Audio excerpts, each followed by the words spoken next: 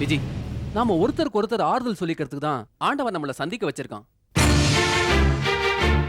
இந்த சந்திப்பு சாதாரண சந்திப்பாயிடக்கூடாது. நமக்குள்ள ஃப்ரெண்ட்ஷிப் நல்லா வளரணும். எனக்கு நீ, உனக்கு நான் சேர்ந்து வாழணும். அம்மா, அந்த திருவிடந்தை கோவிலுக்கு பொண்ணுங்களை கூட்டிட்டு போறேன்னு அங்கிள் சொன்னார்ல, அத நானும் அப்படியே நம்பிட்டேன். அப்புறம் பார்த்தா அந்த மேட்சிங் சென்டரோட புரோக்கரை பார்த்தேன். அவர் சொன்ன விஷயத்தை கேட்டு எனக்கு ஒரு மாதிரி சந்தேகம் வர ஆரம்பிச்சது. சரின்னு சொல்லிட்டு அன்னைக்கு எங்க ஆபீஸ் கார்ல வந்தேன் இல்லையா, அதே கார்ல அவங்கள நான் ஃபாலோ பண்ணேன். அந்த ரெண்டு பொண்ணுங்களையும் ஒரு மரத்தடியில நிக்க சொல்லிட்டு டிஃபன் வாங்கிட்டு வரேன்னு சொல்லிட்டு அவர் போயிட்டாரு.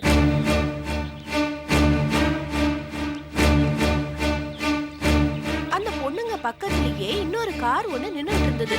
அந்த கார்ல இருந்தவங்க இந்த பொண்ணுங்களை பார்த்து ஏதோ குசு குசுன்னு பேசிட்டு இருந்தாங்க. அவங்க என்னதான் பேசிக்கிறாங்கன்னு நான் மறைஞ்சிருந்து பார்த்தேம்மா.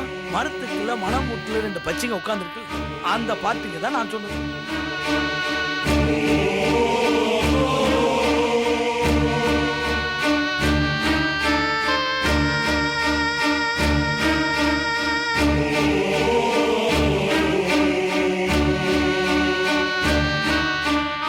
ரெண்டும் ஃப்ரெஷ்ஷான ஐட்டம்.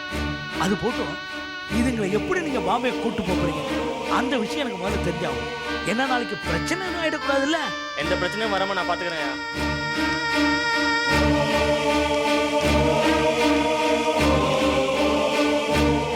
என்னம்மா, ஏன் இங்க உட்கார்ந்துட்டு இருக்கீங்க? நீங்க எப்படி இங்க? உங்களை பார்த்ததுக்கு அப்புறம் தான் எனக்கு உயிரே வந்தது.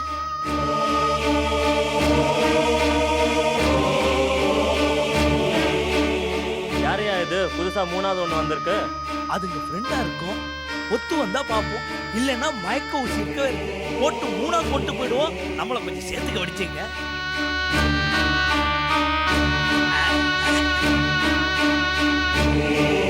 அப்போ அந்த வழியா போலீஸ் ஜீப் வந்துச்சு.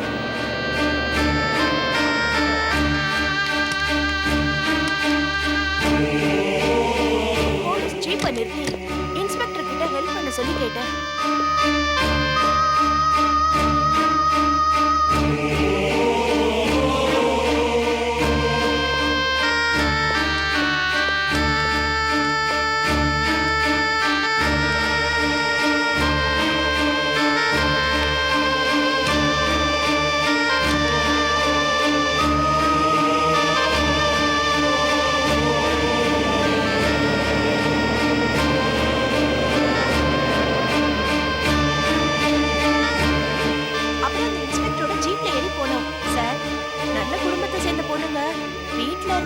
சண்டை போட்டுட்டு வந்துட்டாங்க. வேற எந்த பிரச்சனையும் இல்ல. பட் இருந்தாலும் ஒரு சேஃப்டிக்காக உங்ககிட்ட இன்ஃபார்ம் பண்ணிருக்கேன். வேற எந்த ப்ராப்ளமும் இல்ல சார்னு சொன்னேன். Inspector was a very nice person மா. இல்லம்மா, வேற ஏதாவது பிரச்சனை வந்தாலும் நான் பாத்துக்கிறேன், டோன்ட் வரி அப்படினாரு. அப்பா, எப்பேற்பட்ட அயோக்கியனா இருந்திருக்காருல. ஆனா சின்ன பொண்ணா இருந்தா கூட அந்த அபிராமி முன்னாடியே ஒரு வார்த்தை சொன்னால, நாம தான் வெடுத்ததெல்லாம் பாலுன்னு நம்பிட்டோம். அவர் எப்படி எல்லாம் நடிச்சாருலமா. ஆஷா, உனக்கு நான் எப்படி நன்றி சொல்றேன்னு தெரியலம்மா. நீ என் பொண்ணுங்களை தெய்வம் மாதிரி வந்து காப்பாத்திருக்க. ஆனா என் பொண்ணுங்களுக்கு மட்டும் ஏதாவது ஆயிருந்தது, என்ன நீ உயிரோடவே பார்த்திருக்க முடியாதுமா. இல்லங்க, அன்னைக்கு நான் வரணும்னு தான் நினைச்சேன். ஆபீஸ்ல ரொம்ப வேலை இருந்தது. ஆனா நீங்க என்ன ரொம்ப பிரியமா கூப்பிட்டீங்களே, சரி வரலாமேன்னு வந்தேன். அதுவும் ஒரு விதத்துல நல்லதா போச்சு. ரொம்ப நன்றிம்மா. ஐயோ, எதுக்கு பெரிய வார்த்தை இல்ல. வரேம்மா.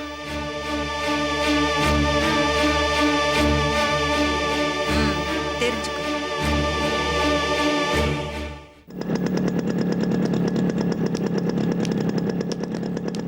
விஜி, நாளைக்கு மீட் பண்ணலாம்ல? கண்டிப்பா. Okay, by. ஹாய், உன் பேர் என்ன? செருப்பு பிஞ்சிடும். பேர் நல்லா இருக்கு. ஒரு நிமிஷம். வண்டியில யார் இறக்கி விட்டு போனாங்க? என் ஃப்ரெண்ட். வண்டியில சுத்துற அளவுக்கு ஃப்ரெண்டா? என் காலேஜ் ஃப்ரெண்ட் பா. அவனோட சுத்துறதுல என்ன தப்பு? தப்புமா, பெரிய தப்பு. நீ இன்னும் தனக்கு மனைவி, அதை மறந்துடாத. நீ இருக்கிறது நம்ம ஊர்ல, ஃபாரின்ல இல்ல. நமக்குன்னு ஒரு கலாச்சாரம் இருக்கு. உங்க கலாச்சாரம் கட்டுப்பாடை கட்டிக்கிட்டு என்னால அழ முடியாது. விஜய் இது பார், புரியாம பேசாத. இந்த விஷயம் உன் புருஷனுக்கு தெரிஞ்சிச்சுன்னா உன் லைஃபே ஸ்பாயில் ஆயிடும். அத பத்தி எனக்கு கவலை இல்ல. அந்த குடும்பமே வேண்டான்னு நான் விட்டதுக்கு அப்புறம் அந்த ஆள் என்ன நினைச்சா எனக்கு என்ன?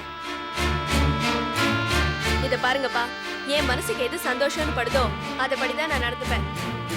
அதை கேக்குற உரிமை உங்களுக்கு கூட கிடையாது.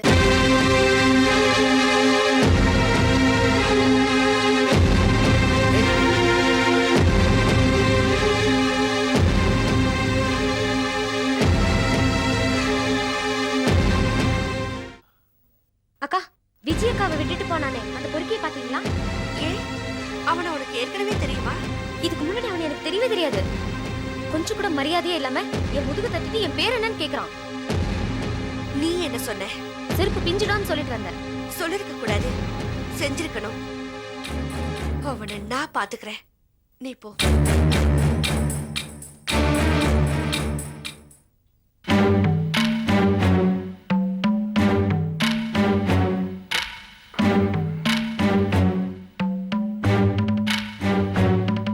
என்னங்க இவ்ளோ லேட்டா வரீங்க? அங்க ரெஜிஸ்டர் ஆபீஸ்ல எல்லாரும் நமக்காக காத்துட்டு இருப்பாங்க. என்னங்க அது, பத்திரத்தோட வர சொன்னா வெறும் கையோட வந்திருக்கீங்க? என்ன நான் கேட்டுக்கிட்டே இருக்கேன், ஒண்ணும் பேசாம இருக்கீங்க? நம்ம மோசம் போயிட்டோம். யார் இந்நேரம் மும்பையில் இருப்பாங்கன்னு நினைச்சோமோ அவங்க வீட்டில் நிம்மதியா இருக்காங்க. என்னது, அவங்க 2 பேரும் எப்படி திரும்பி வந்தாங்க? விஷயம் எப்படி ஆஷாக்கு தெரிஞ்சிருக்கு. அவ காப்பாத்தி கூப்பிட்டு வந்தா. உண்மையை அவ சொல்றீங்க? நான் பொய்யா சொல்றேன். ஆஷா ஏற்கனவே வில்லங்கம் பிடிச்சவ, 10ஆவதுக்கு வக்கீல் வேற படிச்சிருக்கா. இந்த விஷயம் தெரிஞ்சது வேற வேணையே வேணாம். தயவு செய்து கொஞ்ச நாளைக்கு இந்த வீட்டை அசி மூட்டை கட்டி வை. அப்படி இல்லை என்னோட சேர்ந்து நீயும் கம்பி எண்ண வேண்டியதுதான். சுதந்திரமா வீட்டில் இருக்கிறது நிம்மதியா இல்லை கம்பி எண்ண வேண்டியதா நீயே முடிவு பண்ணிக்கோ.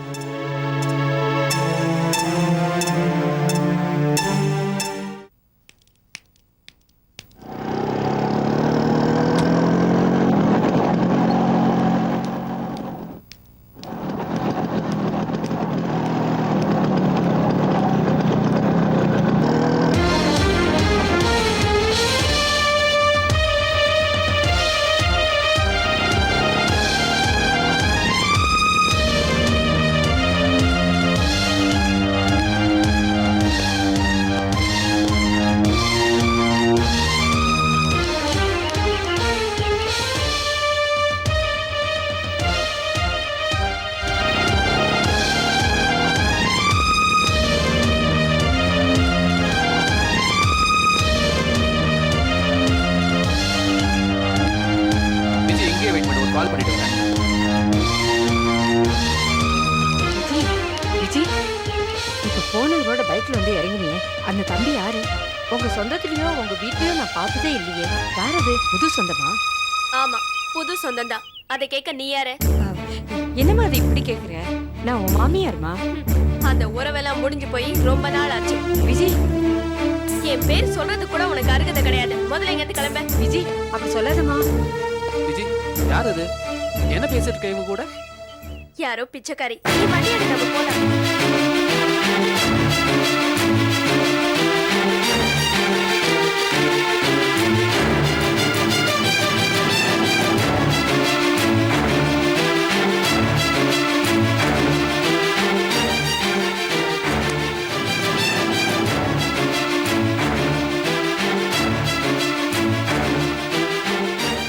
என்ன மங்கை, இந்த வெயில்ல போய் இப்படி சுத்திட்டு வரையம்மா. உடம்ப பார்த்துக்கோன்னு எவ்வளவு தூரம் சொல்லிருக்கேன். நான் சொல்றதை நீ கேட்கறதே இல்லைம்மா. ஆமா, இன்னைக்கு வியாழக்கிழமை இல்ல, டெஸ்ட்டுக்கு போயிட்டு வந்தியா? எல்லாம் அதுக்கு தான் போயிட்டு வர. ஆனா நமக்கு இந்த டெஸ்ட் இதெல்லாம் எதுக்கு? மங்கை, என்னம்மா உன் முகம் ஒரு மாதிரி இருக்கு? என்னாச்சு சொல்லுமா. ஒண்ணும் இல்லைங்க, நீங்க எதுக்கு மனசு போட்டு குழப்பிக்கிறீங்க? இந்த பாரு, நீ எதையோ என்கிட்ட இருந்து மறைக்கிற. தயக்கம் இல்லாம என்கிட்ட சொல்லுமா. நீ நான் தான் ஒண்ணும் இல்லைன்னு சொல்லிட்டேன்ல. நீ தயங்குற, தயக்கம் இல்லாம சொல்லு. எனக்கு என்னங்க தயக்கம்? வர வழியில நம்ம வீட்டு மருமக விஜய பார்த்தேங்க. யாரோ ஒருத்தங்க கூட சுத்திக்கிட்டு இருக்கா. நம்ம வீட்டு மான மரியாதை எல்லாம் போயிட போதேன்னு யார் அவன்னு கேட்டேன். அதை கேட்கறதுக்கு நீ யாருன்னு என்கிட்ட அவ கேட்டாங்க. அவ அப்படி கேட்டது கூட பரவாயில்லைங்க. அவ பேசுறது எதையுமே நான் மனசுல வச்சுக்கிறது இல்ல. ஆனா அவ கூட வந்தவ இந்த அம்மா யாருன்னு அவகிட்ட கேக்குறா. அதுக்கு அவ என்ன தெரியுமா சொன்னா? சாகிற காலத்துல ஆண்டவன் என்ன இதையெல்லாம் கேட்க வச்சுட்டானே. எங்க நான் பிச்சைக்காரியாங்க.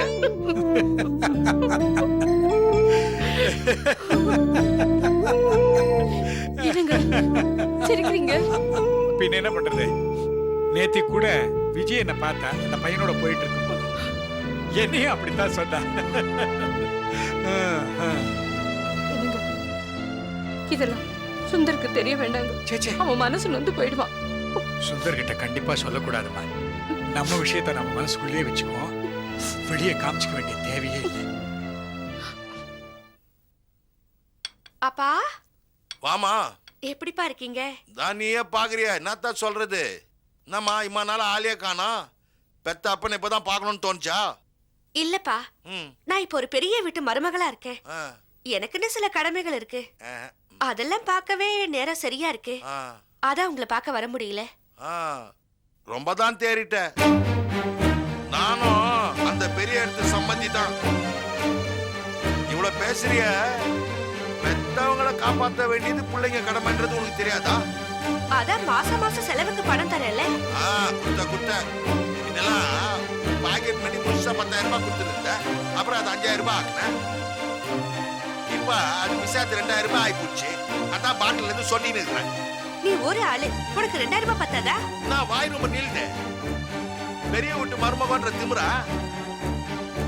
நான் உன்னை அந்த வீட்டு மருமகள் ஆக்கினதுக்கு காரணமே நம்ம 2 பேரும் சொகுசு வாழ்க்கை வாழ்றதுக்கு தான். காரியம் முடிஞ்சதும் பெத்த அப்படியே கைட்டி விடுறிய. ஆமா, நானும் சொகுசா வாழணும் தான் அந்த வீட்டுல அடி எடுத்து வச்சேன். ஆனா எப்ப நான் என் மாமனார் மனசை புரிஞ்சுக்கிட்டேனோ அப்பயே அதெல்லாம் மறந்துட்டேன். அந்த வீட்டு பணம் எந்த கெட்ட விஷயத்துக்கும் பயன்படக்கூடாது. நீங்க குடிச்சு குப்பால போடுவீங்க, அதுக்காக என் மாமா கஷ்டப்பட்டு சமாளிக்கணுமா? உன் மாமனாரை பத்தி சொன்னதும் பாசம் பொத்து வருதா? இந்த அப்பா உனக்கு முக்கியம் இல்லையா? இந்த பார், அந்த வீட்டுக்குள்ள உன்னை எப்படி தந்திரமா நோய்ச்சனோ அதே மாதிரி உன்னை தந்திரமா வெளியாகிடுவேன். இன்னமும் அந்த குடிகாரனை பத்தி பேசிட்டு இருக்கிறேன். நானும் குடிகாரன் தான், ஆனா அந்த குடிகாரன் மாதிரி இல்ல. அவன் என்ன பண்றா? அவன் பொண்ணு வயசுல இருக்கிறாள். அது பொண்ணு பேருனா ஆஷாவ. அப்பா, அவரை பத்தி இன்னொரு வார்த்தை தப்பா பேசுறீங்க, அப்புறம் நான் மனுஷியாவே இருக்க மாட்டேன். வரேன். நாடாவா நடக்கத்தானே நம்ம சொல்றோம். இனிமே கொஞ்சம் பேலன்ஸ் வைக்கணும்பா. ஆட்டோ ஆட்டோ கேட்கணும் போலாமா? வரா சார்.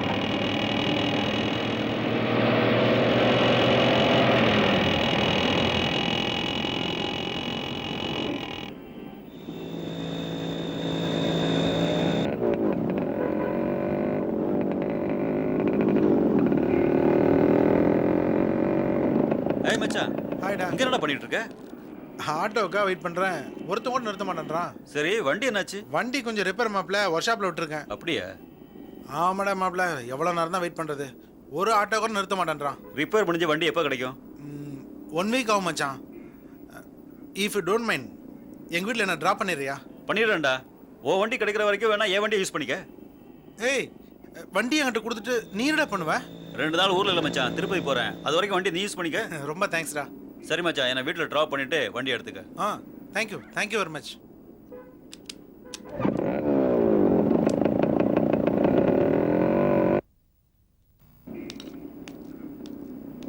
வணக்கம் தலைவா, நம்மளது ரெகுலர் ஒரு ஆஃப் எடு.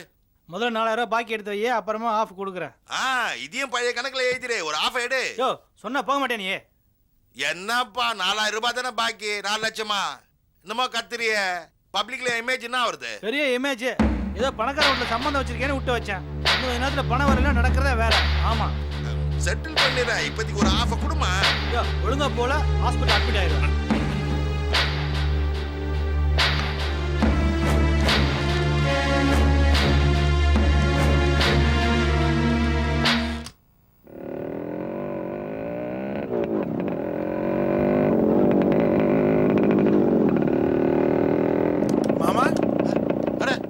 வாங்க மாப்ள, எப்படி இருக்கிறீங்க? என்ன உங்களை வீட்டாண்டியே பார்க்க முடியலையே? வெளியே நிறைய வேலை இருந்தது. ஆமா, நீங்க ஏன் இங்க நிக்கிறீங்க? அது ஒண்ணும் இல்ல மாப்பிள்ள, என் ஃப்ரெண்டு ஒருத்தனை தாம்பரம் சானிட்டோரியம் ஹாஸ்பிட்டல் வரைக்கும் அழைச்சிட்டு போய் காட்டிட்டு வரணும். நம்ம ஆட்டோ பசங்க எவனும் வரமாட்டேன்றாங்க. உங்க பைக்கை கொடுத்தீங்கன்னா அவனை இட்டுன்னு போய் காட்டிட்டு வந்துடுவேன். அதனால என்ன மாமா, எடுத்துட்டு போங்க. எப்போ வருவீங்க? அது என்ன மாப்பிள்ள, சாயங்காலம் வந்துருவேன். சும்மா டாக்டர்கிட்ட காட்டிட்டு வர வேண்டிய வேலை தானே, வேற ஒண்ணும் இல்ல. வர்ற வழியில என் ஃப்ரெண்டை டிராப் பண்ணிட்டு பைக்கை கொண்டு வந்து வீட்டுல விட்டுறேன்.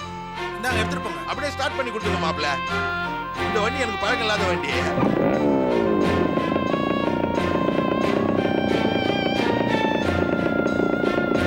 போயிட்டு வாங்க மாமா. வர மாப்பிள்ள.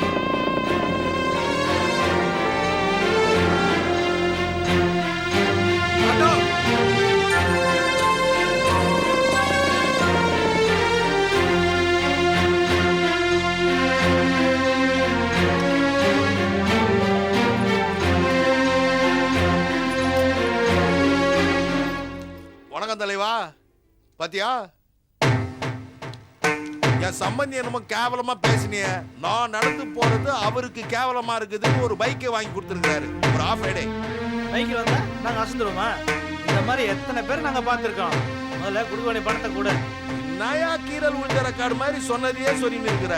அதுதானே நான் பைக்ல வந்திருக்கிறேன். இந்த பைக்கை ஒரு விலை போட்டு எடுத்துக்கிட்டு பழைய பாக்கியை கழிச்சுக்கிட்டு மீதியை கொடுத்துரும்.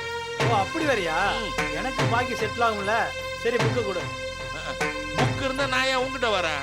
வெளியில நல்ல வேலைக்காக வித்துக்க மாட்டேனா?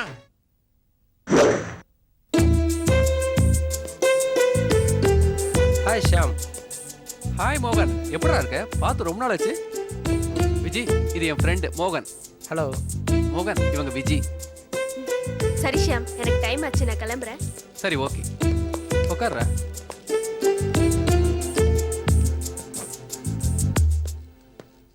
யாரா மச்சி பார்ட்டி சூப்பரா இருக்கு.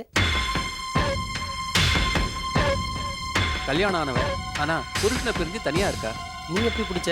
புருஷனை பிரிஞ்சு தனியா இருக்கால, ஆறுதல் சொல்ற மாதிரி ஒரு சிம்பத்தி கிரியேட் பண்ண. தோல்ல சாஞ்சிட்டா. அப்படி என்னடா சொன்ன? நானும் என் பொண்டாட்டியை பிரிஞ்சிருக்கிறதா சொன்னேன்.